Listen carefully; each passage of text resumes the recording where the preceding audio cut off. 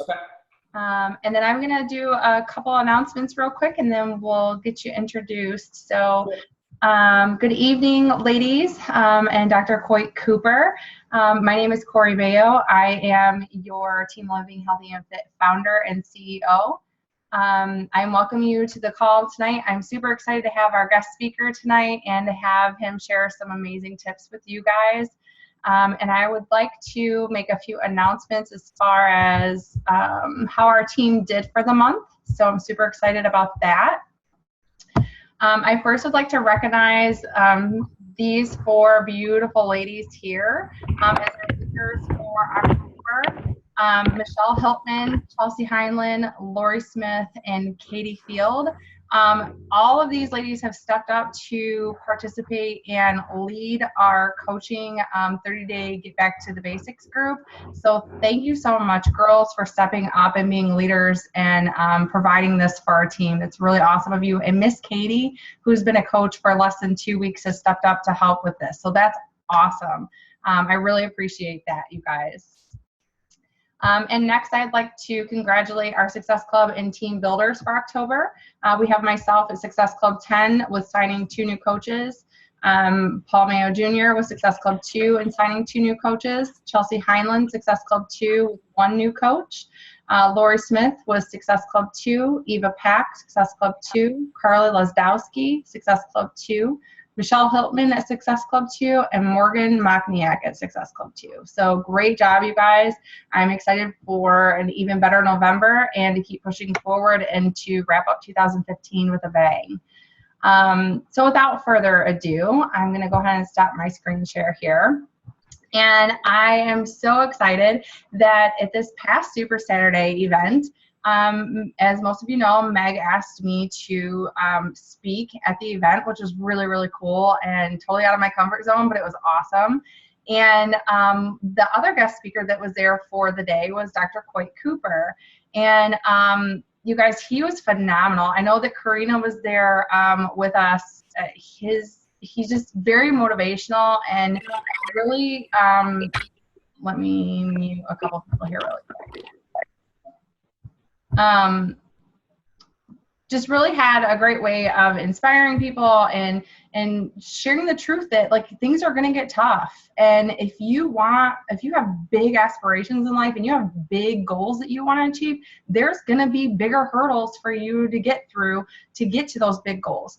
And the majority of people are going to quit when they hit those hurdles. But the people who really aspire and dream big and keep pushing through and keep going through and making sure that every day you're grinding. Every single day you are grinding and making it work. You are going to get to your dreams and those big, big aspirations. And it was really cool that we got to listen to him speak. He really pumped the entire group up.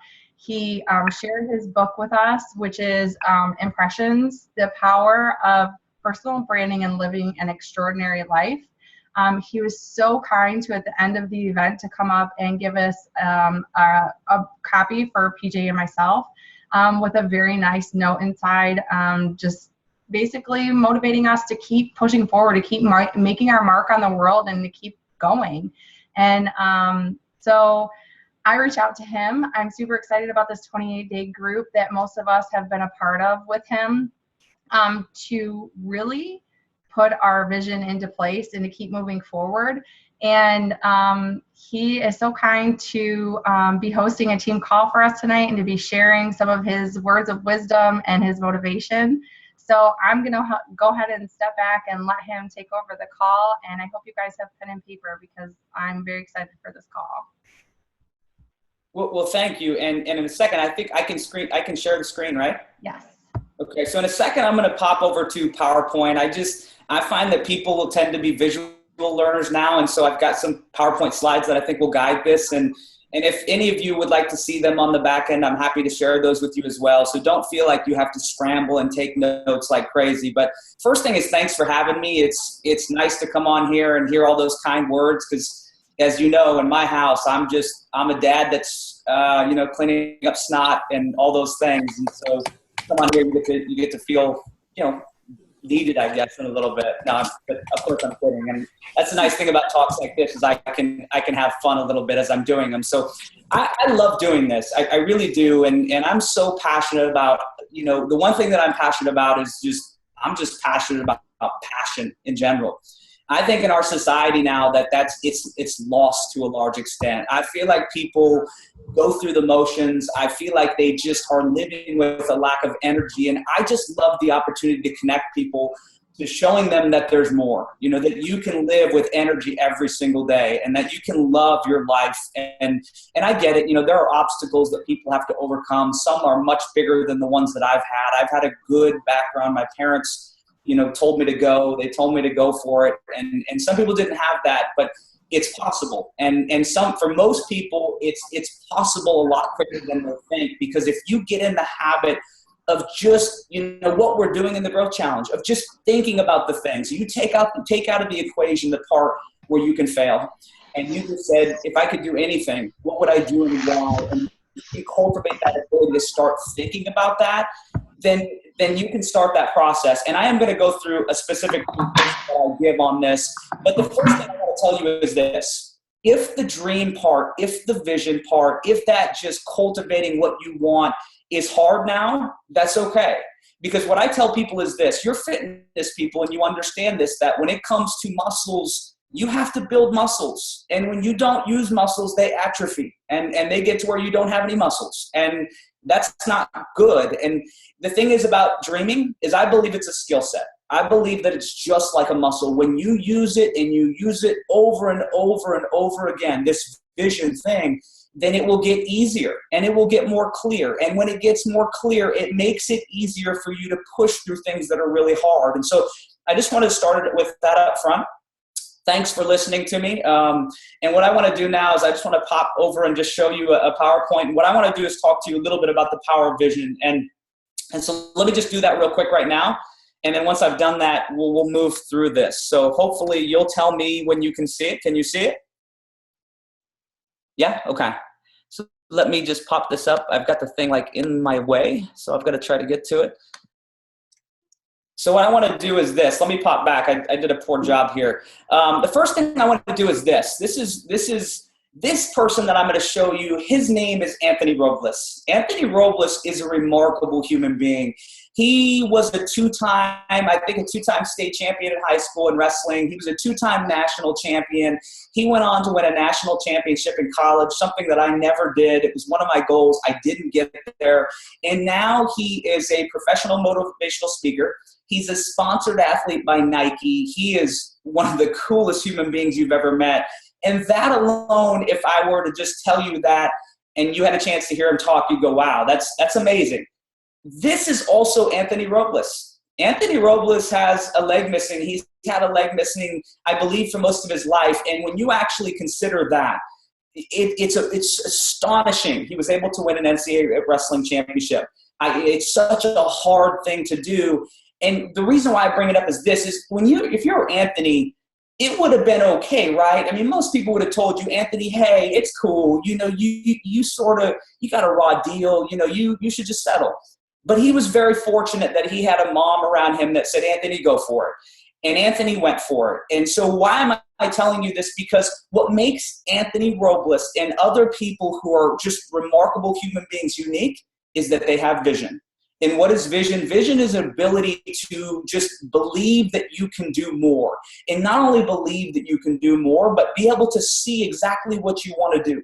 And that's something that I want to talk to you about tonight. And I just wanted to start with him because he could have made excuses. He could have not done these things. And he just had a clear vision of what he wanted. He continues to have a clear vision that he wants to impact the world. And I believe he'll do it. I mean, because when you have that clear vision, the things are not going to stop you. So that's the first thing I wanted to start with.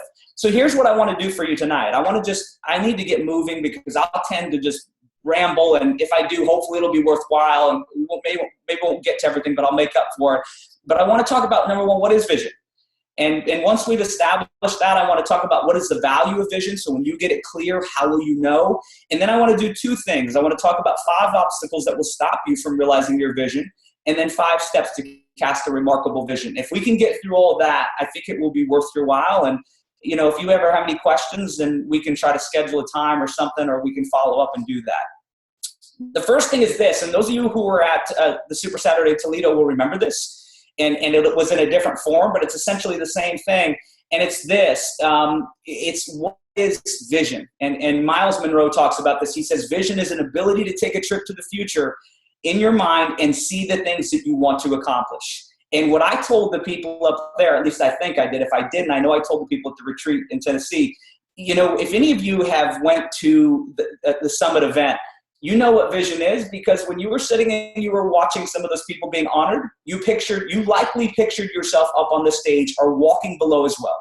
That's vision. The moment you start to think, this is what I want to do, that would be cool, that's vision. Here's the thing about vision, though. Everybody has those moments of clarity, and it excites them. Very few actually take those things back and make a habit of seeing them on a regular basis and taking action.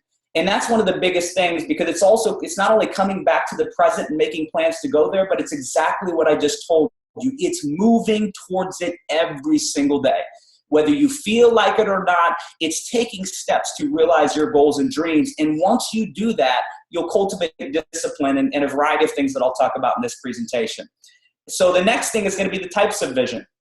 The first one is this, it's dreams. And I like to differentiate. I know not everybody who does this motivational speaking differentiates, but I call dreams, I don't call them long-term goals. I call them dreams. And what they are is when you get into the 5, 10, 15 years plus down the road, I call them dreams because they're these big, big things. Like you aren't even positive how you'll get to them, but you want to do them. You know that they're important to you, and that's what a dream is. They can sort of be more vague where you don't have all the details ironed out, but they're the things that charge you up when you think about them. And I've seen them in the group. We have people who their dream is to work from home. Their dream is to buy a house on a lake. Their dream is to start a shelter. I mean, everybody has different ones, and I would never tell you what they're supposed to be for you, but they're dreams. And the next one is this is going to be, the first thing I'd say is this. And those of you who are up there, you know this, that if your dreams don't scare you big enough, I love this quote. If they don't scare you, they're not big enough. They should scare you. Here's the thing that most people think, and it's completely wrong, is they think the moment they have an aspiration and they get scared, they think they're not supposed to do it. And that's what makes remarkable people, your Oprah Winfrey's, your Darren Hardy's, whoever it is. Like that's what they do that other people don't. They move towards the things that scare them. They live outside their comfort zone. And this quote was from Ellen Johnson Sirleaf, the 24th president of Liberia, the first female president in Africa. And like I said up there at the Super Saturday, that's a remarkable accomplishment. You can imagine the challenges that she had to overcome to be able to do that. The next one is going to be goals. And what makes goals different is they're shorter term, but they're more specific. And here's the part that I want to iron out for you. When we're going through the growth challenge and we're doing 1-year goals, what makes them different is they're big enough that you're going to have to be out of your comfort zone, but they're also close enough where you can actually sometimes see that and believe that that's going to happen in the next year. Like visually, they're closer. Another differentiating factor about goals is they must be specific and measurable. This is one of the most important things about goals is if you can't measure them, here's the way the human brain works. And I just know this because my human brain is lazy sometimes. If I'm not specific saying, okay, I say, okay, my goal was, I want to sell more books, right? What's going to happen is I'm going to go out and I'm going to start to sell books and I'm going to feel good about that. And then it's going to get hard. I'm going to pat myself on the back and say, oh, cool, I sold some books. I can go home now and I can feel good about myself. But when I set a goal and I say, no, I want to sell 5,000 books in the next year, and that stretches me and pushes me out, I know at the end of the year whether or not I did it or not. And so what goals are supposed to do is they're supposed to be connected to your dreams. They're supposed to allow you to close the gap, and that's a part of vision as well. The third one is performance cues. And what performance cues are is this. These are things that I learned about when I was an athlete. And as an athlete, here's the thing. Like, we did this all the time. We visualized on a regular basis. And the craziest thing is, like, if you do this in real life now, and I told my students, I do tell them, and they think I'm nuts, but I tell them that you should be visualizing. You should see yourself, not only achieving those long-term things, but you should have visualized yourself these short-term things. If you have to reach out to people this week and you have some big calls or something, visualize yourself doing that. Brandon Burchard is an amazing motivator, peak performance coach. He calls himself a high performance coach, but he says, not only do you visualize yourself, doing these things successfully, he says, visualize yourself grinding, visualize yourself pushing through the tough times. When you're reaching that next level of emerald or diamond and some coach drops out, of course you don't want to visualize that, but you visualize yourself pushing through. And so those are the things, because what you want is this. Don't get caught up in all the nonsense and things you can't control. You can't control, honestly, if a coach drops out on you, sometimes you can't control that. But what you can control is your approach, is how you treat your coaches, how you treat your customers, the value you try to add. And the end goal, what I'm talking about here, your dreams, your goals, performance cues, I want you to get this right because I want you to perform at the best of your ability. That's what living's all about. You need to stop comparing yourself to everybody else, because it's not a good thing to do. It's okay to look at top coaches and get tips and stuff like that, but at the end of the day, you have to come back and be the best you can be. And so that's what vision is as well. So it's the ability to see the things in the future. These are some of the ways that you do that. And then the value of vision, this ability to think of the things that you want, to see the things that you want. Why do you want to do it? If we were in a room right now, we would discuss this. And I know that you would come up with these things, but the number one thing you would have is improved focus. When you make a habit, and I do this honestly every single day, and this is the way that I develop my vision skill sets, is I get up and every morning I kind of picture myself kind of realizing my dreams. And that may seem crazy, but I do it every day. And I tell you what's happened after a year of this is I honestly believe it's a matter of time. And the second thing that I do every single day, I write my goals out, and I do it from memory now. I've done it for 311 days straight. I think it may be 312, whatever it is for the year. 311 days straight, I write them out, and now I can do it without even looking at a previous page. And the reason why I do that, some of you in the group have heard me say subconscious brain. And what I want you to understand is this: is your subconscious brain is one of the most powerful parts of your body. And it's the one, like I told them up at Sleep, it's the one where you're driving down the street and you go, oh crap, how did I get here? Your subconscious brain takes care of that. And what you want is your subconscious brain working around the clock to figure out ways to help you realize your goals and aspirations. This improved focus will come from that.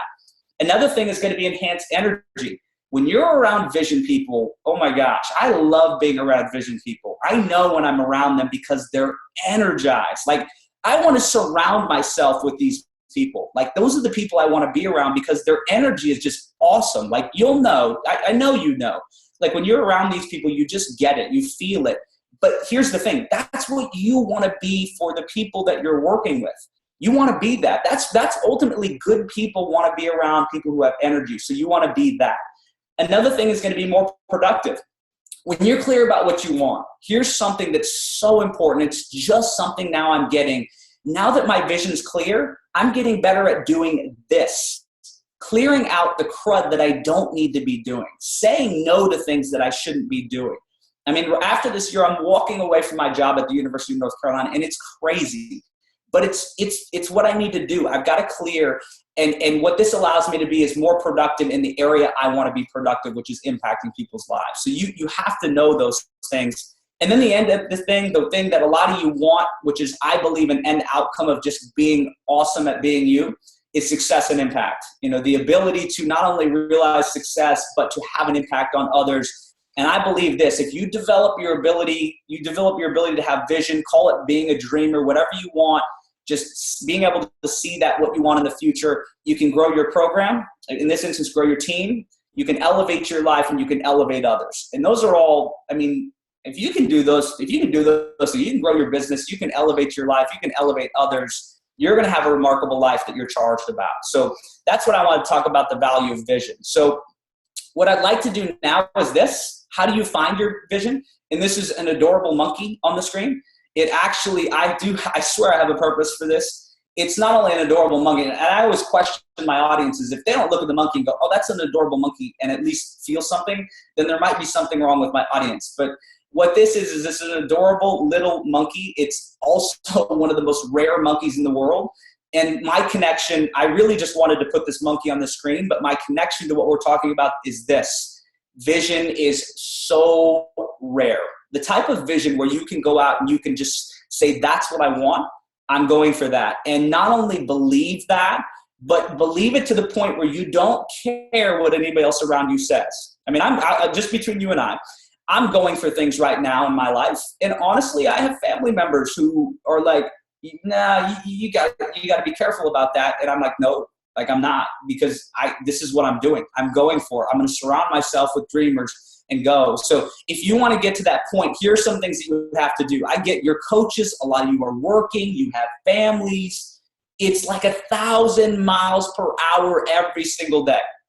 And that's the way your life is. You must learn to slow it down sometimes. You got to at least spend for 30 minutes once a week, slow it down, and ask the question, what do you want? And I've been trying to convince my wife to meditate for a while. And meditate, I used to think people that meditated were crazy. I thought they were like loonies. Like, I just thought it was a weird thing. And then I started to do it. And all it really is, honestly, is just sitting down quietly, breathing, and getting good at when thoughts come in your mind, allowing them to pass. And you won't understand this now, but if you start to do it, I told my wife the other day, here's what you don't understand. What it allows you to do is to push out all the clutter, like even in the middle of your day, like to push it all out. But my point is you have to get to the point where you can push it all out and find what matters in your life. What do you want? That's the question you have to be able to answer all the time. The second thing, and this is equally important to what I just told you, maybe the most important thing you can do, invest in yourself daily. I don't want to get into it. A lot of times when I'm first meeting people in the Growth Challenge, I don't want to get into it with them. They say, I just don't have time. Because my thing is, here's what I believe. I believe you can't afford to not make time. I think you have to make time. I think it's the most important thing you can do. If you want to be a better husband, many of you are wives, so that makes more sense. If wives, parents, your boss, whatever you want to be, if you want to be better at that, you've got to invest in yourself. It's the best thing that I've ever done. Like, I feel more energized. I can go all day. I can just be happy when I'm around my kids. I'm more patient. I'm more confident. My vision's more clear because I read every single day, because I write in the journal every single day, because I see my goals every single day. I invest in myself, and I'm more confident and more happy and more calm than I've ever been.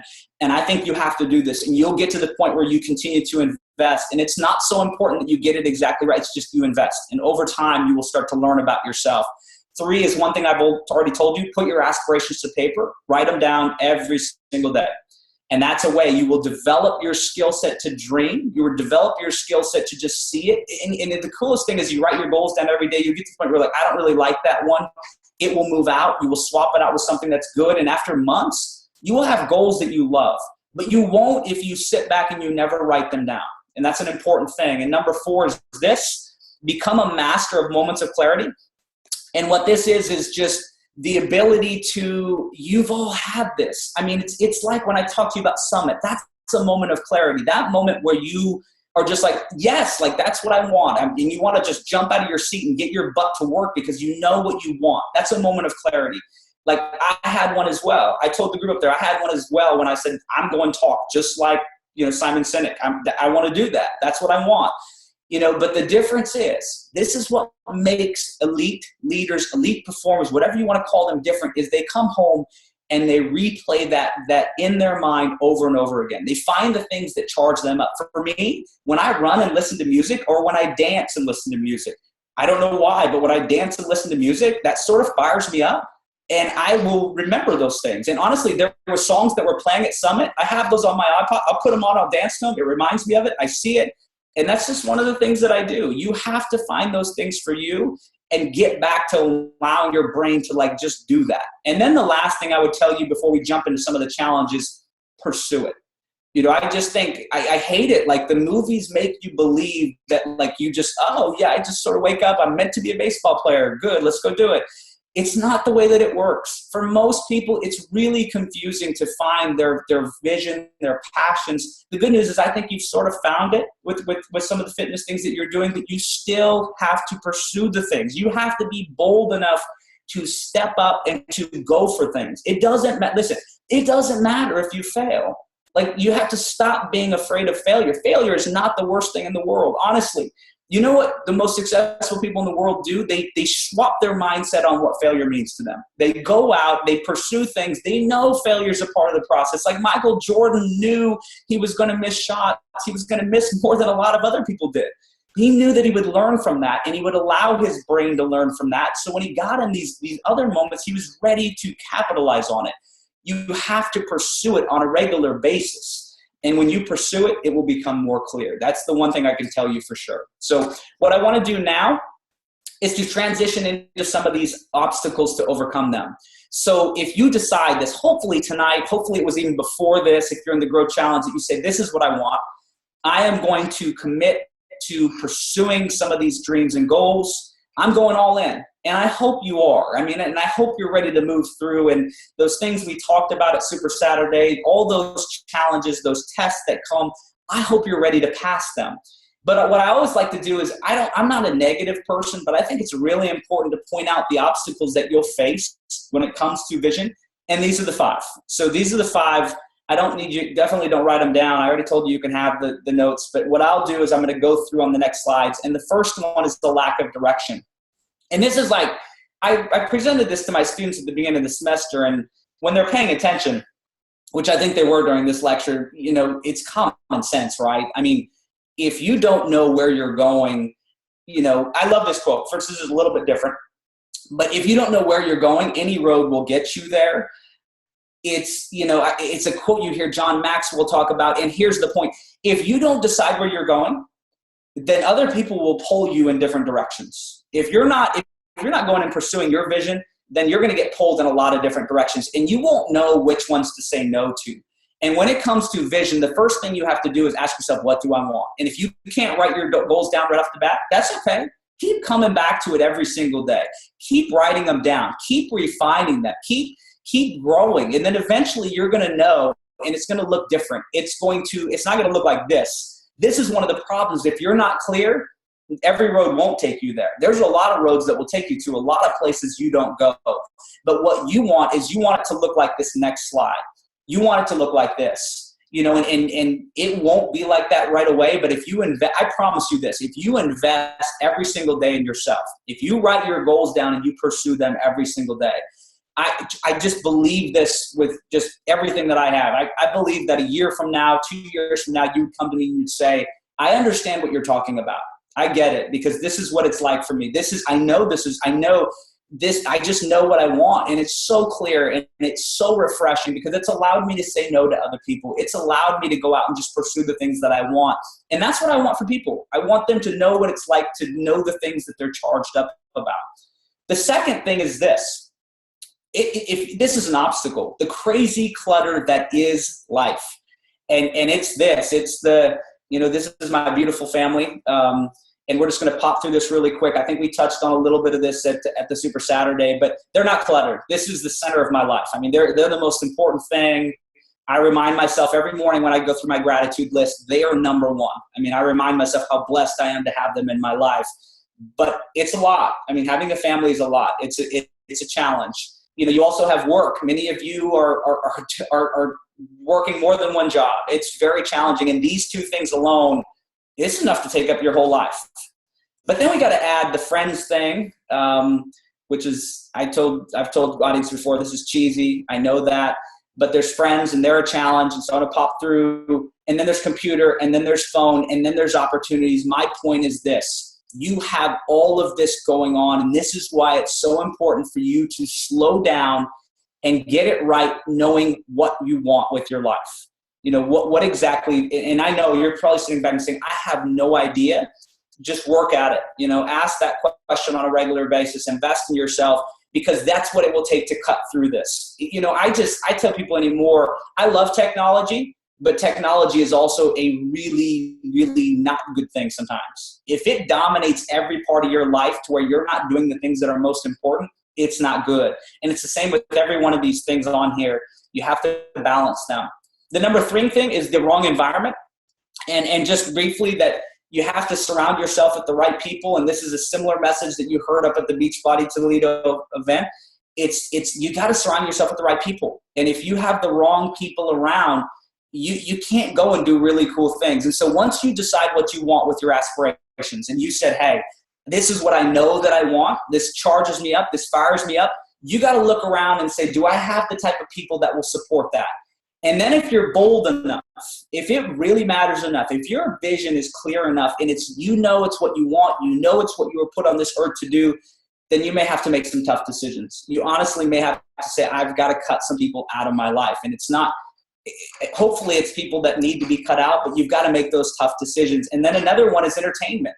Not only people, but the average American watches like 4 hours of television a day. That's a lot of television. And I don't know if you've ever paid attention. I do. Like my wife and I'm not telling you to do this. Like I'm just not. I'm like an advocate for getting rid of TV, but we just got rid of TV. Like we just decided we don't need it. We've got too many other things we need to work on. And then we realized too, if you watch TV usually in the morning and at night, the stuff you watch at morning and night are usually like news and these crazy reality television shows that are just not good at all. And they're just not good. And so we got rid of that. And the implication is just the quality of your decision making. When it comes to your environment, if you don't make the right decisions, you don't have a chance to achieve the things that you want. Monster dreams require that you surround yourself with really, really good people. So that's number 3. Sorry, I had to chug a little bit of water real quick. My throat was a little bit scratchy. And this is another one. This is, I swear, like most people never know they're doing this.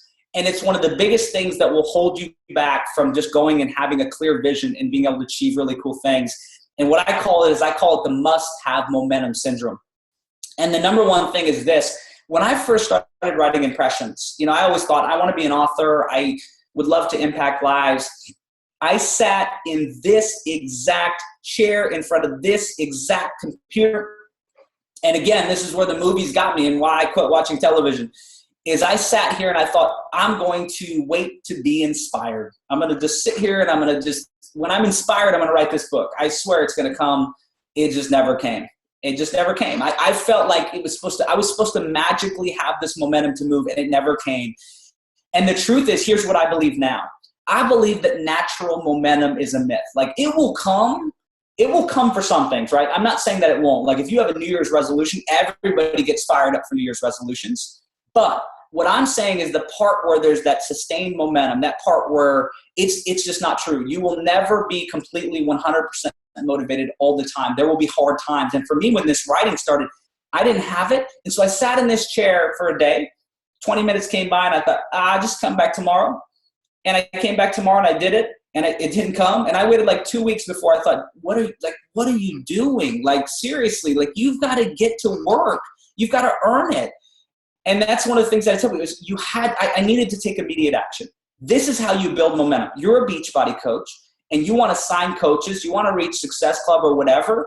And a lot of times you're like, oh, well, I'll send that email or I'll call the person when I feel like it. That's what I'll do. And I know my wife and I have had these conversations. We say, I'll just do it when I feel like it. And the problem is sometimes you never feel like it. Why? Because a lot of times it's uncomfortable.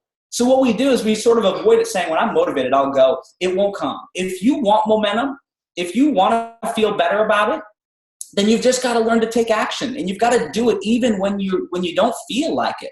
And that's one of the best things that you can do. And the best time to move is always now. It would have been better if you could have done it like a year ago, but it's always now. And then the number 5 thing is the fear of failure. This is one of the biggest things. I believe that this robs people as much as anything else. I truly believe this, that failure, people's fear of lots of things just stops them from moving. Like my students in my class are so terrified of public speaking. And I get it because like I was at a point when I was younger, same thing. I was afraid of it as well. But a lot of times the things that we're afraid of, they're not even things that we should really, really be scared of. Like being scared of public speaking more than death, that's insane. Like death is sort of like you're gone from the world. Like that seems a lot bigger than speaking. That seems a lot bigger than making a phone call. It really does to me. And I think you've got to shift how you think. You've got to sit back and go, is this thing really that big of a deal? If I send this email and they say no, so what? Like, honestly, so what? Like, the problem that we have is we go into these situations when somebody tells us no, we're like, oh, I'm a failure. Like, you've got to shift your mindset on things. You're not failing. You're taking a step closer to your goals and aspirations. That's really what you're doing. And so the one thing I would say is the book Carol Dweck's she talks about growth versus fixed mindset. And what the growth mindset is and you need this, right? You need to have a mindset where you see everything that you do as an opportunity to close the gap. You reach out, somebody says no, cool. I'm going to learn from it. I'm going to get better at this the next time. You get rejected, you lose a coach. Okay, I don't want that, but I'm going to find the opportunity to grow. Because if you have a fixed mindset, and I had this when I was a college wrestler, I believe it's one of the things that stopped me from being a national champ, because I've beaten guys that were national champs. But at the end of the day, I was afraid of losing. And if you're afraid of losing, you will never reach full potential. Your mindset has to be that you're going to go out and you're going to grow. You're going to get better and better. You're going to become a coach that's impacting lives. Focus on the opportunity. Your brain can only do one of these things at one time. If you're grateful, if you're focused on opportunity, then you're not going to be focused on failure. And you've got to learn that. And then the second thing is this big vision and stepping way out of your comfort zone. It's just a part of the territory. When you have these big old dreams and goals, and I've seen your dreams and goals, some of you have big dreams and goals, you've got to learn to step out of your comfort zone. I've tried to train my brain to love it when I'm uncomfortable. Like I last week dressed up as Waldo in my class, and it wasn't comfortable. Like I'm sitting in my office, and I'm like, is this really a good idea? Like I'm pretty sure some of these students are going to think I'm an idiot. Like I'm almost positive that's going to happen. And then I had the conversation with myself. I'm like, listen, get up there. Like, seriously, like, who cares? Like, just go up and have fun. And you know what? 95% of them will never forget the time Waldo came and taught them. Like, they had a blast. And so I had to tell myself, like, practice what you preach. Get out, go do it. And you're like, well, that's just like dressing up as Waldo, big deal. For me, it was. Because for me, it was another progression as a speaker to be more goofy. To go out and put more of myself out there. Like it wasn't an easy thing. And now I'm progressing to where I want to have a dance party in my class. I'm not ready for it yet, but it's coming and it's stepping out of my comfort zone. So I'll try to get that on Periscope when it happens or something so you can watch me dancing. And I don't know if it'll be good, but it's just got to happen. And then the last one is this. You got to have this mentality. No amount of no's. Like just no amount of no's will ever stop you. This is how you know you'll be on track for your vision. Is you won't allow no's to stop you. And this is something that most people can't do. And again, my wife is the example that I use because she's a Beachbody coach. And I tell her, we have these conversations. You can't let that stop you. If you let a few no's stop you, you got no shot. Because when you're in sales, you're going to get 50, you might even get 50 no's before you get a yes. When it comes to coaches, it's probably a lot more than that. I don't know if it's a 200-to-1 deal. I don't know, but it's probably at least 100-to-1. So you have to get used to it. The quicker you move through those no's to get to your yeses, the better off you're going to be. So those are the 5. So what I want to do right now, and I'm probably running low on time, is try to jump through this at a decent pace. And I don't think this will take a lot of time, but just here are 5 things. If you want to overcome the obstacles, I want you to acknowledge what I just said, but I don't want you to dwell on it. I think the worst thing you could do would be sit and go, oh yeah, oh my gosh, fear of failure. Wow, I don't want you to do that. What I want you to do is focus on these things. Acknowledge that failure is something you have to move forward, switch your mindset to embrace it, but then do these 5 things. And the first one is this: study under the best of the best. And the cool thing is you're on a phone call right now to learn. That's amazing. Like most people are like sitting on their couch watching like The Bachelorette and worried about who she's sleeping with. I did that. I've done it. I'm not judging or anything like that, but you're here, and that's a good thing. So the first thing I would tell you is this: your mentors in your business, your coaching business, your coaches, learn from them. It's an important thing. Beachbody does a great job of giving you people that you constantly can learn from. That's important. But I would say those books down below, these are the people that I'm learning from. I'm learning from Jack Canfield. I'm learning from Simon Sinek. I'm learning from Tim Ferriss. I'm learning from Darren Hardy. Like I'm learning from all these people, like every single day. Brandon Burchard, he's so amazing. Like those are the people I want to learn from them every single day, because you can learn about innovation from the guy he's a jerk. Listen, Steve Jobs is a jerk. Like you watch the movie, listen to the book, he's not a nice person, but when it comes to innovation, he's remarkable at innovation. His ability to think outside the box and do those things. Oprah Winfrey, so talented, impact on the world, got fired from one of her first jobs, I mean, even that, I mean, just knowing that when you deal with failure, these people have done it and they've moved through it. You know, Walt Disney is, you know, got rejected like 300 times for loans for Disneyland. I mean, it's just crazy. Like, these are the people that you can learn from. Richard Branson had dyslexia and, you know, he just pushed through, and he's Virgin Airlines, Virgin everything. And then the final one is Ellen. Like, I always question people that hate Ellen. Like, if you hate Ellen, I think something's wrong, because she's got to be one of the kindest people on the planet, and you can learn about kindness from her. My point is this: you pick the people you learn from, but never limit yourself to just some of the people right around you. You can learn from crazy cool people all the time, and that's an important thing. The second one is this: master and minor investments. What is the real secret to success? You Beachbody coaches most likely know this guy. If you don't know him by his face, you know his name, because Beachbody pushes the compound effect. This is Darren Hardy. He's also the editor of Success Magazine, and he studies those people I just showed you on the previous slide, the most successful people in the world. He gets to interview them, and here's what he says about success. And it's not just him. This is what people like Robin Sharma, who work with the most successful people in the world, Tony Robbins, all these people will come up with something in some form similar to this. It's the single small things you do every single day over and over again. And that's it. You know, it's your ability to find time to read. It's your ability to make the extra, you know, phone calls or to make the extra emails. That's the difference. And if you don't believe me, I'm going to break this down on the next slide. This is the compound effect in action. These are 5 things. These are 5 things that you'll hear about in the Growth Challenge. These are 5 things that if you study this, you'll find that the most successful people in the world do variations of these things. And you would look at this, you say, gratitude list and visualization. That you know, what could 5 minutes possibly do? Just 5 minutes. And even as an athlete, I would have said 5 minutes. It's just not going to make a difference. 5 minutes is actually 1,825 minutes. It's 30.4 hours. It's almost a 40-hour work week. Like, in the course of the year, in 365 days, it's that. You know, for me, this is how I gauge when I make decisions. I think, oh, well, maybe I'll skip visualization today. No, you won't. But you're not, because it's almost a whole week in a year. I can't do that. And so that's how I judge things. You know, goals, this 10 minutes or journaling takes 10 minutes, 3,650, it's 60.8 hours, 1.5 40-hour work weeks, a crazy amount. And then the final one, reading 30 minutes.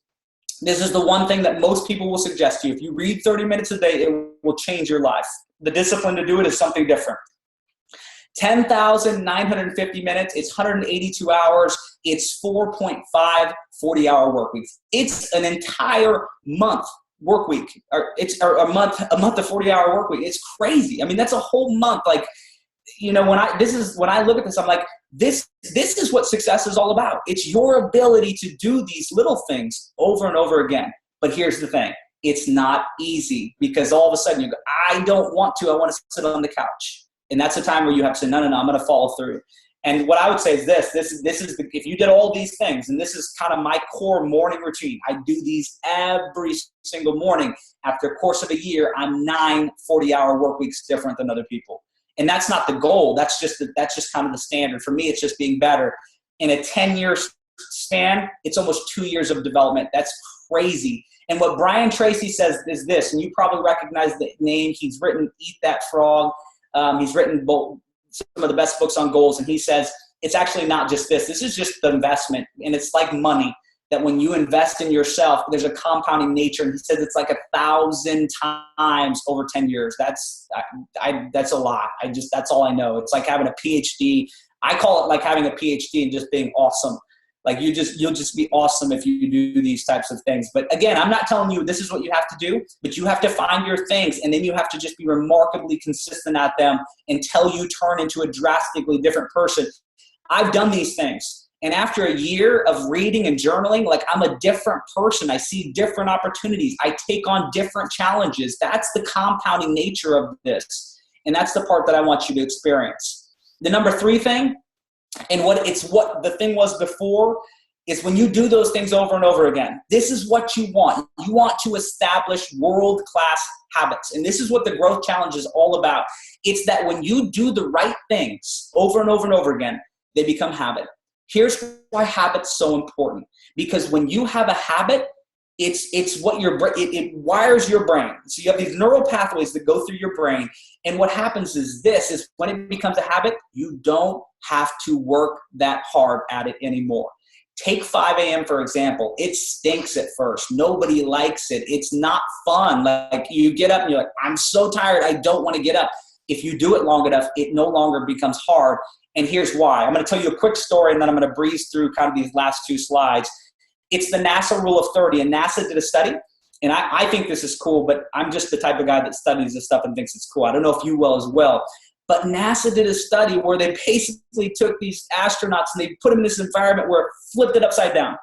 And they wanted to know how long it would take for them to flip this. And I'm just thinking, I don't want to be the person to be in that environment. Like, why would I want to sit in this environment for 30 days? But they put them in there for 30 days, and after 30 days, the craziest thing happened. Their brain flipped it, and they could see it right side up. I mean, it's just to me, I don't even know how that would happen, but that happened. They also did it this way. They put another group in, and they took them out after 15 days, and they wanted to see if they would get credit for it. And they actually found that when they took them out, they had to go the full 30 days. So why does this matter? Because for 2 reasons. For you, if you want to establish world-class habits of getting up early and reading, it takes 30 days to do that, a lot of times minimum. The second thing is is when you're dealing with your people that you work with, you have to explain to them that it's going to be hard, but if you work out for 30 days straight, it will become a habit and you won't have to work at it. And that's one of the most critical things that you can teach people, because that's how they follow through and they have change in their life. And the last thing I would say, and I'm rambling at this point, is here's how you know, right? I've done this before. I'm like, I'm going to work out in the afternoon. I'm going to work out when I get home from work. It's just the best time. I'll feel better. It's going to be lighter out. I'm just going to come home and I'm going to work out. And then I first off, I get up in the morning and my kids are yelling and I'm just like, it wears you out. I go to work and people are fighting. My students aren't paying attention. I'm frustrated with them. And I get home at the end of the day and I'm exhausted. And I'm like, I'm going to work out. And I'm like, I'm going to work out in like 10 minutes. And I go sit on the couch and I start to watch TV. And I'm like, I'll get up in 10 minutes, I swear. 10 minutes go by. I'm like, I'm not getting up. 30 minutes go by. I'm not getting up. And here's why. Because what research has shown is that in your brain has a certain amount of like mental energy. And when you use it up, you don't have very good self-discipline. So at the end of the day, when you've used it up, that's why you don't get off the couch. So the important thing is this. I swear I was going somewhere with this. When you establish a habit, no more energy. You can just follow through. And so I've talked about that. And it's just one step at a time. Do things one thing over and over and remind yourself that every step that you take, you'll be different. Real quick, I won't talk about this now, but if we ever wanted to double back, I will kind of show people this in the growth challenge. But what I've done is I know that I'm not good at just doing things just by myself without a list. And this is my peak performance calendar that I've created. You know, Darren Hardy, John Maxwell, all these guys have kind of sort of different variations. And I created something that worked better for me. And what I have is I have core growth initiatives at the top. These are the things that I know I have to do to be the best person that I can be. And so it's those things that I've talked to you about before. And here's the coolest thing, like this little thing, like it doesn't seem like much, but like, I don't know why, but I sort of get excited when I get to check them off. Like I just check them off and I'm like, it helps me be happy. And it's just good. And it holds me accountable. And then I have goal related items. And this is for me, like, what do I need to do this week to close the gap on my goals? And that's a really, really important thing. And then, so that's what you put there. And the growth challenge will go through that the next couple of days. And then the last one is your best life items. These are like the little things I need to do to make sure that I'm living well. And so I'm horrible at drinking water. Like and that's why I'm just going to stop for a second and drink water for just give me just a second. So I'm bad at drinking water. That was like, I didn't even plan that. Did you see how that worked? That was like really good, I think. But like, I didn't even plan that. But see, 64 ounces of water, like if I don't have accountability, I won't do it. Like this is my list. I'm like, does your health matter? If it's yes, why does that say 2 out of 7 at the end of the week? You don't care if it says 2 out of 7 and it holds me accountable. Same thing with my kids. If I can't sit and spend an hour with them a day, then I don't deserve the right to say it's the most important thing in my life. And this holds me accountable. I have to find that hour a day where I can just play with them, wrestle with them, do those things that they need me to do. And so the peak performance calendar is you sitting down and saying, what do you need to do in a day to close the gap, to live a great life? And we could talk about this some other time if it fits, but I just wanted to say that. And then the last thing is this, and I'm done after that, expect to earn it. You know, this is my biggest thing. I believe that we're in a society where people expect things to come easily. It's because of these phones. It's because everything's instant, but success is not instant. The coolest accomplishments ever are not instant. Nelson Mandela spending 27 years in jail. I mean, if he can spend 27 years in jail to achieve the things that he wanted to achieve, to get freedom for his people, to become a leader in his country, I can get up at 5 a.m. every day and earn it. Like, I just can. And I always remind myself of that. If these people can do that, then I can earn it. And I always tell people that when it comes to these extraordinary accomplishments, you know, it's going to be hard. There's going to be times where you don't see your progress. Your vision's going to be cloudy.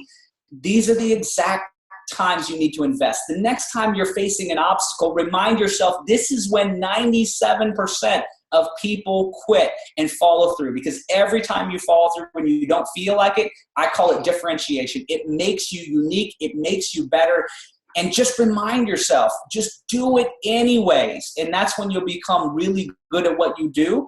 And then the last thing I would tell you is this: when it comes to earning it, so many people in our society, you'll ask them, you'll say, what's important to you? What's the most important thing in your life? And they're like, oh, well, I want to go to grad school. And then it's so important to me to go to grad school. And then the weekend comes by and I'm like, what'd you do this weekend? Oh, well, when you really ask them, like, I was pretty much drunk all weekend. And did you get your applications? And no. Well, how important was it to you, really? You have to be honest. Like, Tony Robbins is great at this. Like, he just calls people out. He's like, you're a liar. You're lying to yourself. Like, I'm not quite that blunt. But what I would tell you is you have to be honest with yourself.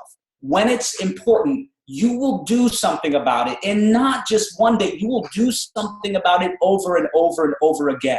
And that's what you've got to decide, because when you decide to earn it and you commit to doing it every single day, here's the most awesome thing. That when you push through and you continue to invest and you continue to do these things, it will be hard. But the coolest thing is when you push through, you will become a different person. And then not only that, you will close the gap on your goals. And all of a sudden, you're gonna look up and you're gonna go, I'm a completely different person.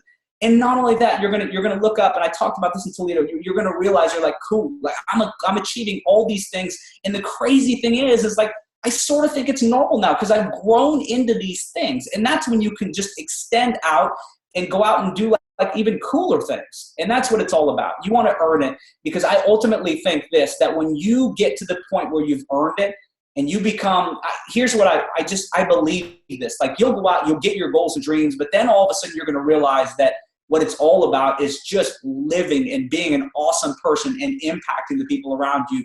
That's what I want people to be able to do. So I got to shut up, because I honestly will keep talking, and it's not a good thing, because you want to get off here. You've got families, you've got all these different things, but just, work at it, make your vision something you just do every single day. And if you're a coach, if you're a parent, whoever it is you're trying to impact, I always tell myself this, like, my job is to teach my kids how to live with passion. Like, my job is to teach them how to be remarkable human beings. That's what drives me every single day. I want to be better every single day, so I can be better for my wife. I can be better for my kids. I can be better for all the people that I work for. And you got to decide what that is for you. That's what charges me up. When I sort of get a little bit bummed, which happens occasionally, like, I just remind myself what I'm doing. And my vision is what keeps me focused. So hopefully this was useful. If not, I'll try again sometime if you'll have me back. But thank you so much for having me. I truly appreciate it. And hopefully we'll get a chance to work together moving forward some.